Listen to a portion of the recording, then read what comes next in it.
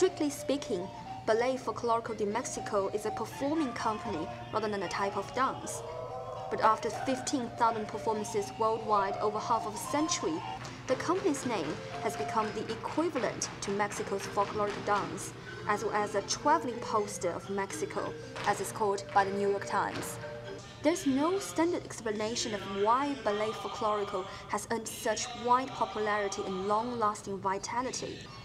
The audiences from different parts of the world somehow can all see a little bit of their own cultures from the Mexican dance. For example, the Aztecs were the last and greatest Indian empire to rule Mexico in the 15th century. Legend has it the Aztecs had a sign they should look for. They were directed by gods to build a great city where they saw an eagle on an island in a great lake. They found the city, which is today's Mexico City. In the very south part of Mexico, Chiapas, people use woods from Africa to make a musical instrument called marimba because they believe these woods can help them communicate a deep, magical sense. Marimba always serves as a musical background for dancers whose costumes resemble the tropical flowers. Not only Indian and African culture have left trace on the land of Mexico, but also a Chinese princess. In Puebla, central Mexico, women like to dress a silk skirt with an embroidered Mexican eagle to remember a Mongolian-born princess. Legend says she was kidnapped by Pacific pirates and finally sold to Mexico. When the Spanish colonists invaded eastern Mexico in the 16th century, they also brought Spanish fashion to the region. The women in the eastern coast wore imported white lace dresses. Their hair up in buns in a comb while they hold a fan in their hands. These are just a few items heated in a big melting pot. But this is precisely the Mexicanism that inspired the founder of Ballet Folklorico de Mexico, Amalia Hernandez. When Amalia was 8 years old, she told her dad something probably common to a lot of young girls. "Dad, I want to learn to dance." But the permission from her father was not easy, because in the social group where the Hernandez belonged to, the role of women was restricted at home. But after all, the young girl was allowed to learn to dance with a private instructor. Amalia learned many dance styles, like ballet and modern dance.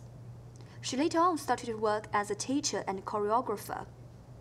However, she never felt she could express her emotion through these foreign dances.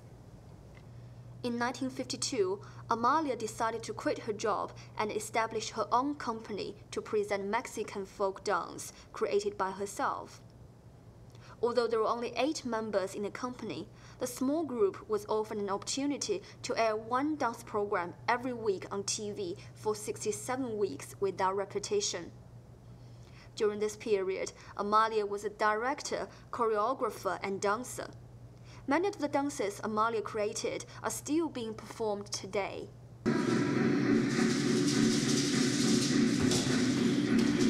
The famous deer dance is one. In this performance, the soloist mimics the personality of the deer to show his fear, his survival instinct, and his fight between life and death.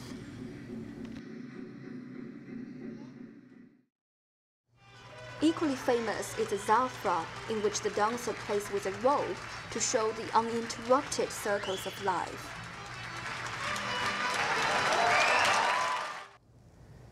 Since its establishment, Ballet Folklorico de Mexico has had more than 100 international tours and officially represented Mexico in events like the 1959 Pan American Games in Chicago. Over half of a century, Ballet Folklorico has visited the United States for more than 50 times, of which twice at Henschel Auditorium in Iowa City in 1975 and 2001. Especially in the 1975 performance, Amalia herself directed the dance programs and received a tremendous welcome from the local audience. Today, Ballet Folklorico has established its own dance school in Mexico and offers performance twice a week in Mexico City while going on international tours on a regular basis. Maybe only Amalia herself can explain the popularity of Ballet Folklorico. She said it's a concentration of the world's art.